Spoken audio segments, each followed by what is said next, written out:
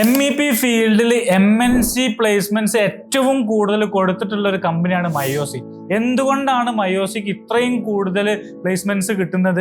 അതിലൊരു കാരണം എന്ന് വെച്ചാൽ ഞങ്ങൾക്ക് ഇൻഡസ്ട്രിയിലുള്ള കണക്ഷൻസ് തന്നെയാണ്. കാരണം നമുക്ക് ഒരുപാട് MEP ഫീൽഡിൽ വർക്ക് ചെയ്യുന്ന ആൾക്കാരുമായിട്ട് കണക്ഷൻസ് ഉണ്ട്, കമ്പനീസുമായിട്ട് ഡയറക്റ്റ് കണക്ഷൻസ് ഉണ്ട്.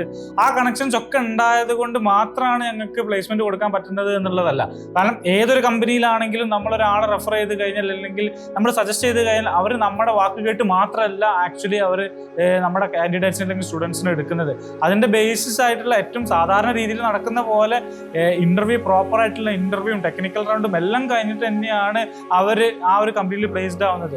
അങ്ങനെ പ്ലേസ്ഡ് ആവണം എന്നുണ്ടെങ്കിൽ ആൾക്ക് പ്രോപ്പർ ആയിട്ട് ഇന്റർവ്യൂ അറ്റൻഡ് ചെയ്യണം എന്നുണ്ടെങ്കിൽ മിനിമം ബേസിക് നോളജ് അല്ലെങ്കിൽ എക്സ്പെർട്ടിസം അവർക്ക് ഉണ്ടെങ്കിൽ മാത്രമേ ആ കമ്പനി അവരെ ചൂസ് ചെയ്യുള്ളൂ. ആ ഒരു എക്സ്പെർട്ടിസം ആണ് നമ്മുടെ മയോസി അവർക്ക് വേണ്ടിയിട്ട് പ്രൊവൈഡ് ചെയ്യുന്നത്.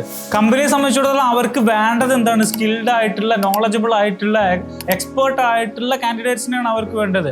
ആ ഒരു എക്സ്പെർട്ടിസം നമ്മൾ ബിൽഡ് ചെയ്ത് കൊടുക്കുന്നത് അവർക്ക് അത്രയും കോൺഫിഡന്റ് ആയിട്ട് ആ ഇന്റർവ്യൂവിൽ പെർഫോം ചെയ്യാൻ പറ്റുന്നുണ്ട്. ആ ഒരൊറ്റ കാര്യം കൊണ്ട് തന്നെയാണ് നമ്മുടെ സ്റ്റുഡൻസ് MNCയിൽ ഹയസ്റ്റ് സാലറി പാക്കേജിൽ തന്നെ കയറാനുള്ള മെയിൻ റീസൺ എന്ന് പറയുന്നത്.